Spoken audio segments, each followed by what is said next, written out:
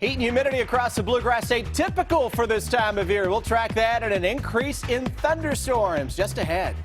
Lexington police have been investigating a homicide all day today. We just learned the name of the victim as well as the person police have charged in the case. The latest coming up. And 3 people are dead and a 4th person is in the hospital after a car crash in Boyle County. We'll have the latest on the investigation coming up.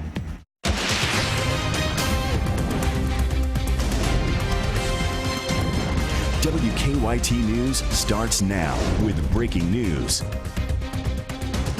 Good afternoon to you. We have major developments this afternoon in Lexington's latest murder case. Police have now charged a man in the crime, and within the last hour, that victim has been identified. Police say 20-year-old Haley Bourgeois was killed last night. Her body was discovered this morning. The coroner says her body was dismembered and put into 2 dumpsters behind apartments on Malibu Drive near Nicholasville Road. WKYT's Caitlin Sinner is live at the crime scene with the breaking details. Caitlin? We're learning more about what was a very horrific case this morning. Police were called to Malibu Drive just after 6 o'clock this morning, and this afternoon we can say they've made an arrest in the case. 24-year-old Patrick Jones is charged with murder. Police say he knew the victim, 20-year-old Haley Bourgeois. Police were called out for suspicious activity, but what they found was much more. Caution tape blocked off areas near Brookhaven Apartments, Malibu Manor, and a nearby business complex. Police would find a woman in her 20s dismembered in 2 dumpsters. This morning they told us they took someone in for questioning that lived in the area. Jones, who was arrested at 147 Malibu, the address for Brookhaven Apartments, is charged with murder, tampering, and abuse of a corpse. Well, it's horrible to take another person's life, but then when you mutilate an individual after you've done that, I don't know what kind of person this is that has that type of personality that could do that. Police say Jones and Bourgeois got into an argument sometime Wednesday night, and he killed her with blunt force. We talked to the coroner this afternoon, and he said an autopsy should happen tomorrow. Live in Lexington, Caitlin Setner, WKYT. Caitlin, thank you. People living near the crime scene can't believe a murder investigation would happen near their homes. It even has some of them considering moving. It's time to move. Seriously, I never thought I would ever see something like this. You look for it in the neighborhoods that are bad, but you never expect something like this over here because it's a rural, for businesses and stuff, and you really wouldn't think something like that. But this right here, you know what I'm saying, this is a place where you call home, and it's supposed to be safe and secure, and this, that, and another, and it just don't feel that way. We'll have more on the investigation in another live report coming up on WKYT News at 5. It is a humid day here in the Bluegrass again this afternoon. And with the steam comes the chance of storms. We're going to check in now with Chief Meteorologist Chris Bailey. Hi, Chris. Hi, guys. We are talking about, the steamy conditions out there. A lot of thermometers, upper 80s to right at 90 degrees now into much of central and eastern Kentucky as that wet ground, the green grass, lush vegetation keeping the temperatures in check. You're just not going to get a truly heat wave type pattern setting in across Kentucky with a wet ground and so much green grass. You got to get everything to dry up before you can get some torrid temperatures around here. Heat index values are still not bad. They're coming in under what the models suggest. Only upper 80s to low 90s now for the feels like number into much of central and eastern Kentucky. Defender Radar Network, it is a drier day, but look what is lurking to our north. A little complex of thunderstorms. Fort Wayne from the Detroit area through Fort Wayne north of Indianapolis. Some indications that may dive toward northern Kentucky very late this evening into the wee hours of the morning. And what I think is going to happen, that's going to set the stage for some additional thunderstorms to try to develop over the next couple of days. That hour-by-hour forecast not handling that big complex of storms very well. That'll take us through the overnight. It keeps us mainly dry, and I do think most areas will stay dry. Steamy temperatures will roll on, but the storms are going to increase, and a few of those could be strong as we head into the weekend. So this steam, which is going to underachieve, is going to unleash another stormy pattern over the next week across the Bluegrass State. We'll look at some rainfall numbers when I come back in a few. Chris, we'll see you then. Thank you. 3 people, including a teenager, died in an early morning fiery crash. Police say a car reached the end of Faulkner Drive in Boyle County and slammed into a stone pillar. 17-year-old Jacob Frick and Brianna Kaufman and Matt Darlin, both 21, died. The losses have hit the community hard. It's a shame that three people lost their lives. I just wish the families well. That's, you know, I hope the families can come to grips with it. It's hard. State police think Darlin was driving. A 4th person, 20-year-old Trevor Thompson, survived. He's at UK Hospital in serious condition. We are working on a number of other stories for you on WKYT starting at 4:30. Sam Dick joins us from the newsroom with a look at some of the news in progress. Sam? Good afternoon. A jury heard closing arguments today in a Lexington murder case. Matthew Donahue is accused of stabbing his boyfriend, Todd Schumacher, to death in January of last year. The defense said that Donahue loved Schumacher and claimed that his death was a case of self-defense. But the prosecution painted a completely different picture, saying Donahue did not act in self-defense when he stabbed Schumacher over 80 times. This man had the presence of mind to cover the door so people couldn't look inside and see the blood. There was not an active fight going on in this room. Todd was not ambushed in a bed as he slept. Now, the jury has not reached a verdict yet. A woman who was a passenger in a car involved in a police chase was seriously injured in Mercer County last night. The sheriff's office says it started with what should have been a simple traffic stop in Harrodsburg, but police say the driver took off, leading them on a chase for more than 30 minutes before crashing on Cap Bottom Road, where he was arrested. A man who lives on that road saw the chase go by his house and found out this morning it involved someone he knows. He's a good kid, I mean, but he's had a little trouble, but I mean, just the main thing was that everybody's all right. I mean, you know, it's no fatalities or anything. I mean, it's bad that it's happened, but maybe it's a wake-up call. Christopher Richardson was taken to the hospital with minor injuries, but deputies say a woman in the car with him was seriously hurt. They're monitoring her condition to see if Richardson will face more charges. That's a look at some of the news in progress. Andrea and Amber, back to you. Sam, thank you. Now to some stories making headlines across the nation at 4. All week long, we've been building up to tonight, when Donald Trump will formally accept the nomination to be the Republican presidential candidate. But a major snub is showing a rift in the party that could put a damper on Trump's moment of glory. Chris Welch is in Cleveland with the latest. To say it's been an unconventional convention would be an understatement. From TV stars and former underwear models, we're going to win, to blockbuster theatrics and soap opera style drama. In true Trump fashion, there have been few dull moments. And now, with the man himself set to take the stage, politicos in Cleveland are anxiously waiting to see what Trump has in store for his formal acceptance speech. I look forward to sharing my thoughts with you on Thursday night on how we build a brighter and more hopeful future for all Americans. But it wouldn't be 2016 without controversy. Trump's bitter rival, Texas Senator Ted Cruz, remained defiant Thursday morning. I am not in the habit of supporting people who attack my wife and attack my father. After failing to endorse Trump in sensational fashion Wednesday night. Vote your conscience, vote for candidates up and down the ticket. But Cruz was ultimately upstaged by the nominee, who appeared in the audience as the rancorous crowd booed while Cruz finished. Now Trump will face his final test of the week. Can the billionaire showman galvanize a fractured party behind his message? There's going to be discipline to it. There's going to be a lot of talk of those things and what the path is for this country and how he envisions getting that done. Reporting in Cleveland, I'm Chris Welch.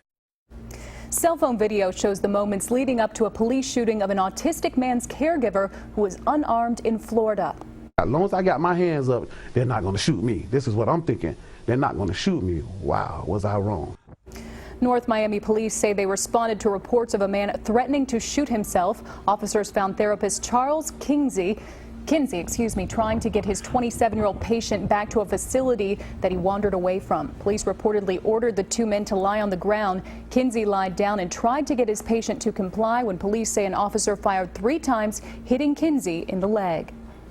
A new report says you are wasting 1 in 4 bags of groceries. Coming up in Money Watch, how one hotel is cutting down on food waste. Keep up with the latest news on WKYT.com. Join the conversation on Twitter and become a part of the WKYT Facebook family.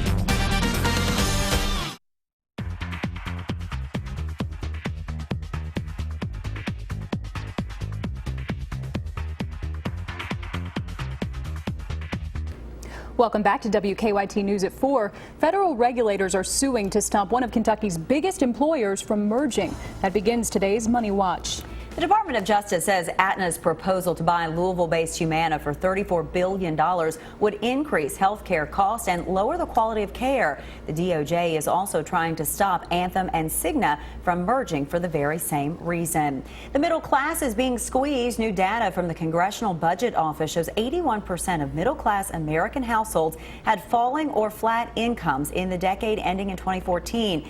It's a global trend. More than 2/3 of middle-income households in advanced economies around the world had stagnant or falling incomes. Facebook may have found a way to make the internet speed on your smartphone much faster using lasers. The company's connectivity lab says it's achieved 2 GB wireless internet using technology similar to fiber optic cables, but without the cable.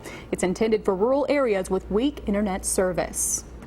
A new Consumer Reports study says 40% of food produced in this country ends up in the trash. Carter Evans visited the Aria Casino and Resort Las Vegas, where they've come up with a pretty creative solution to recycle old food. The buffet at the Aria is an endless array of mouthwatering delicacies piled high. Last year alone, this hotel had some 7 million pounds of leftover food, but they didn't throw it away. I look at this buffet here, I see crab legs, all this wonderful food. Where does it end up? It ends up at the hog farm. That's right, pig slop, made from sushi and roast beef. Most importantly, none of it goes to a landfill where it decomposes into the greenhouse gas, methane. According to Consumer Reports, food waste is the biggest component of landfills. And the biggest food wasters are families. For every 4 bags of groceries that the average American household buys, 1 of them gets tossed in the trash. Consumer Reports senior editor Dan DeClerico says food expiration labels, sell by, best by, and use by are confusing, causing people to throw away food that's still edible. Congress is currently working on legislation to standardize the labels. There's a lot more wiggle room than people realize. That sell-by date is oftentimes just a best guess from the manufacturers. On the Vegas Strip, Aria and 10 other major MGM hotels are so committed to recycling food, they tear open almost every trash bag in search of scraps they may have missed. Carter Evans, CBS News, Las Vegas. Another big contributor to food waste, imperfect produce. Consumers and retailers just won't buy fruits and vegetables that are oddly shaped or bruised. So this week, Walmart is starting a pilot program in Florida where they're selling ugly apples at a discount. I like that idea. We're gearing up for Lexington Restaurant Week. Our Deanne Stevens is out and about with the big kickoff today. Well, if you're hitting a patio during Lexington Restaurant Week, it's a little toasty out there. What about the storm chances? I've got a few showing up to our north. We'll see if those can sneak into the Bluegrass State. Up next. Now, your hour-by-hour forecast with Chief Meteorologist Chris Bailey. A lot of temperatures this afternoon, right into the upper 80s to 90, 91 degrees, coming in way under what many of the computer models have been suggesting, not what our forecast has been showing you. But look at our sky cam and we'll show you why. Look how green everything is. We know how wet the Bluegrass State has been over the past few weeks. Look how lush the vegetation is in our WKYT weather garden, the green grass of the Bluegrass State. And then you've got a little thin overcast that's developing out there too. Anytime you have a lot of green grass, you have a wet ground, a lot of the sun's energy goes into evaporation instead of just heating up the atmosphere. So temperatures today, very typical for any July heat. 91 out at Bluegrass Airport, but it only feels like 94 degrees.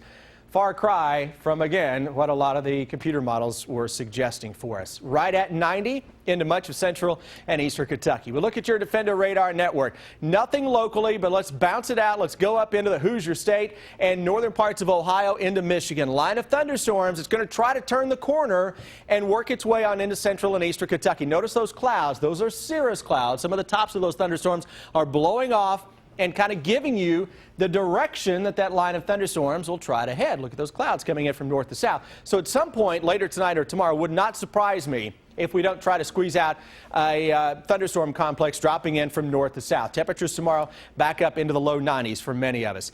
7-day forecast with rain chances. Those chances will go up, and at one point or another, we could hit the likely category over the next week. I think this is a very stormy pattern that is coming back to the Bluegrass State. As a matter of fact, over that same 7-day period, computer models, compared to what we looked at yesterday, have now bumped it up to in excess of 2 inches of rain. Now, that comes without the models thinking they're trying to pinpoint thunderstorms that can drop a quick inch or two.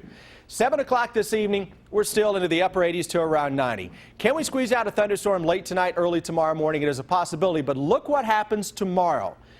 Was using a little caution yesterday when I said tomorrow may end up being the hottest day of the year, and so far I still think it has potential, but not if you get thunderstorms into the afternoon. Forget about it if that happens. We'll stay well under forecast temperatures tomorrow. And look at the models. They are bringing a little complex of thunderstorms in tomorrow afternoon and early evening. Then we go into the day on Saturday. Thunderstorm chances will begin to ramp up a little bit into the afternoon. Notice the numbers are noticeably cooler. You can't get a lot of heat when you have a lot of clouds and or showers or thunderstorms nearby. Not saying it isn't hot out there, but it's seasonal. This happens every summer in Kentucky. We go into the weekend, storm chances ramp up, and that will carry us through next week. And if anything, I do think the storms will kick it up a notch or two next week with some strong storms and heavy rains. Let's get a check on traffic. Here is Officer Don.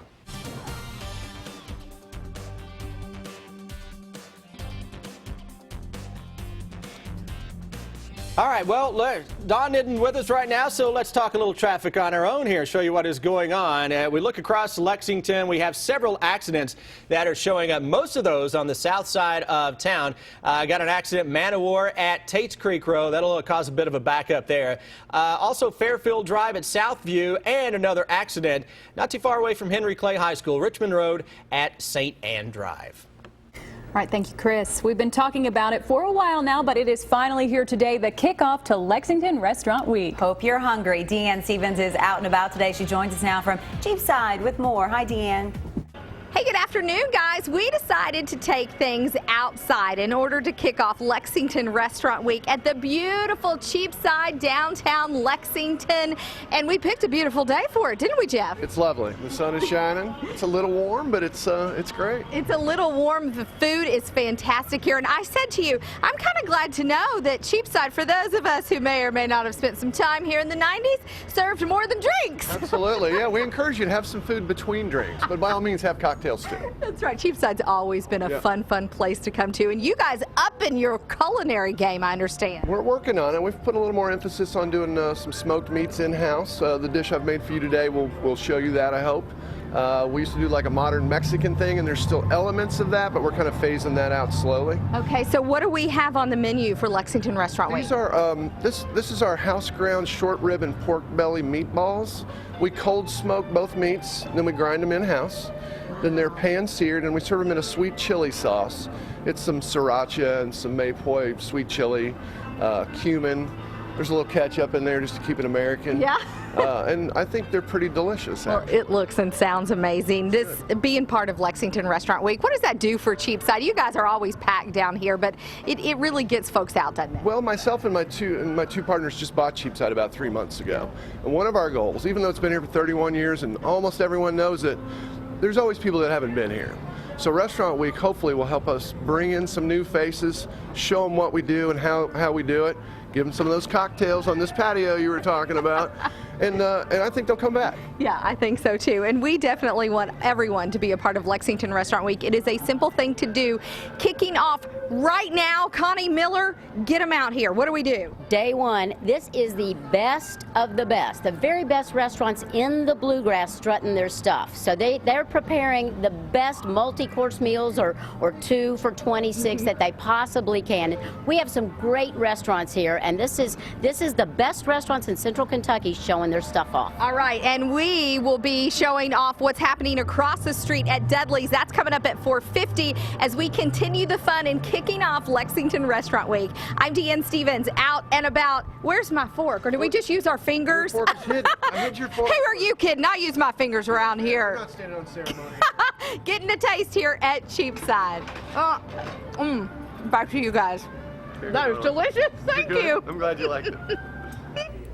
Looks good. There's new research on whether women should take hormones to help with memory loss. That's ahead in Better Living. Tomorrow night's Mega Millions is $15 million, and Saturday night's Powerball is $390 million. Now it's time for Better Living, health, education, and consumer news that impacts your life. Exercise may be just as effective as surgery for treating a common knee injury. 2 million people a year undergo surgery to repair tears to the meniscus cartilage. But a study in the BMJ found that for middle-aged patients, a supervised exercise program worked just as well.